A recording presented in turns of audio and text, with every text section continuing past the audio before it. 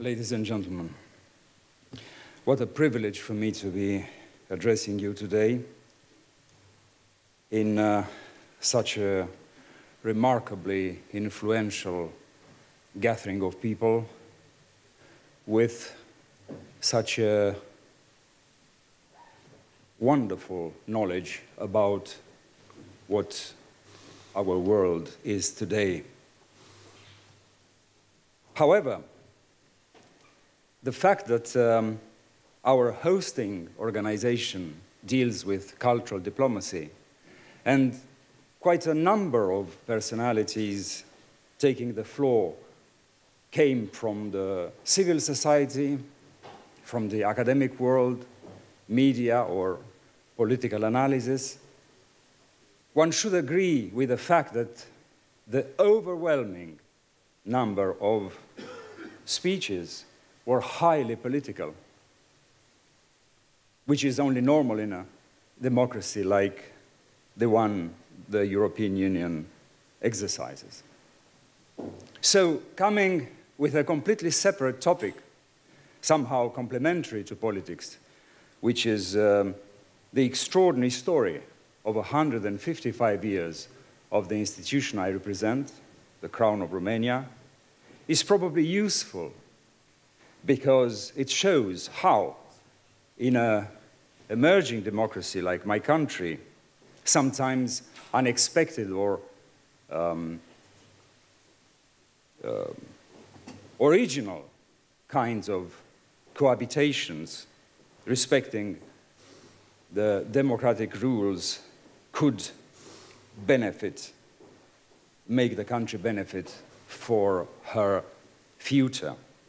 I'm also terribly lucky being in Berlin, probably one of the most significant capitals of Europe, a place which has been connected spiritually and de facto with one of the most extraordinary economic developments of all times, with most incredible scientific performance over the centuries, and last but not least, with one of the finest representations of art in the whole world. So coming in front of you and talking about my country in a way that you probably never hear, what you hear every day about my country is rather different than what I'm going to tell you. It makes me feel very lucky. Well,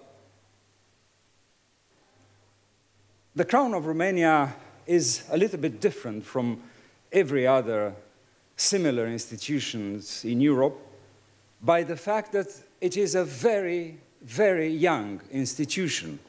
It numbers only 5 generations, including ours, which makes it connected in history with the most, or the only democratic part of our history. Having only 5 generations behind, the Romanian nation and the Romanian contemporary society looks at the Crown as a catalyst in democratization and liberation of the country.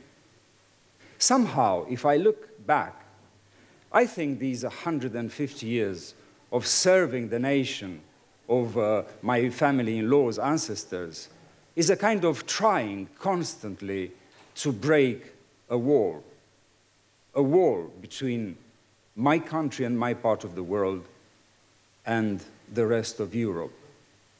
When this exceptional German-born prince came to Romania in 1866 and was elected by the unanimity of the Romanian parliament as head of state, he was 27 years old, did not share the same confession with his new country, and did not speak her language. 47 years later, this man managed to put his country on the map of Europe. Almost 5 decades of restless vision, professionalism, ethics, dedication, and successful work. He created every single modern institution of my country that makes today possible a performance within the European Union. His wife, also German-born, was one of the most extraordinary predecessors of the European Union. This woman spoke fluently 7 European languages and wrote 53 books in these 7 tongues of Europe. She was an amazing trailblazer in Romanian social work, taking care of children, orphans, blind and deaf people, poor people, bringing into the attention of a completely different Europe of the middle of the 19th century values, virtues such as compassion, love, trust, sense of duty, the power of personal example, and an enormous loyalty which cannot be obtained by vote or by simply a political exercise of power. There was another wonderful woman, Helen, Queen Helen, who in the 40s had this extraordinary fate to be next to her son, King Michael, my father-in-law, in one of the most atrocious moments of the history of this continent, without having any constitutional power. This woman, actually with a very fragile and beautiful appearance, managed to save the life of 100,000 of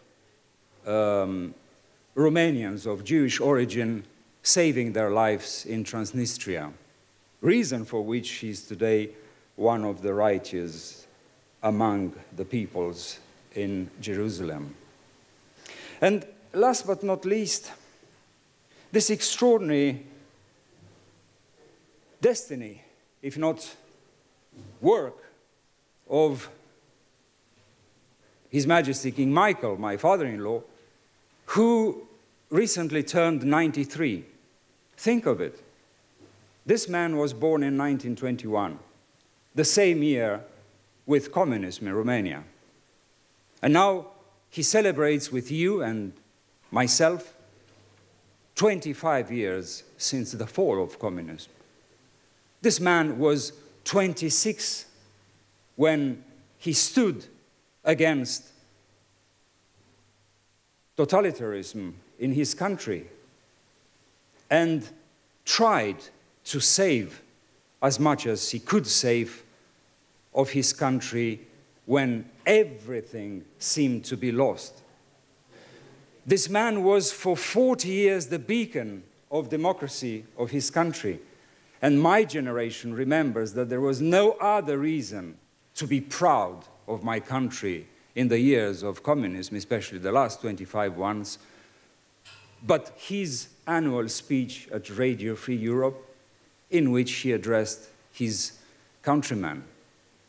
And extraordinarily enough, not only he survived 88 years of his own coronation, which is a unique fact in the world, but after 1989, he was invited by all the Romanian governments, socialist, Christian Democrat, and liberals, to be in the front line of the integration of his country into NATO in 2004 and into the European Union in 2007. What an extraordinary thing.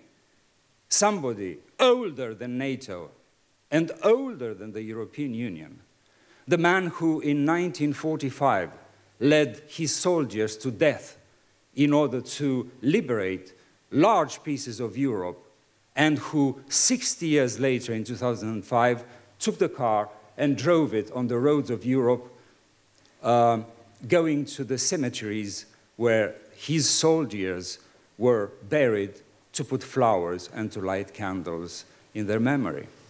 So, having this image in mind, one could understand why today, in 2014, my country and her society looks towards the crown and towards the most important representative of it, King Michael, with respect, with admiration, with hope. He's always leading all the polls in Romania when it comes about trust, admiration, pride, because this kind of, if you want, complementary leadership, he never held real political power, not even in the 40s, when the country was actually led by General Antonescu and then by the communist regimes that succeeded until his departure.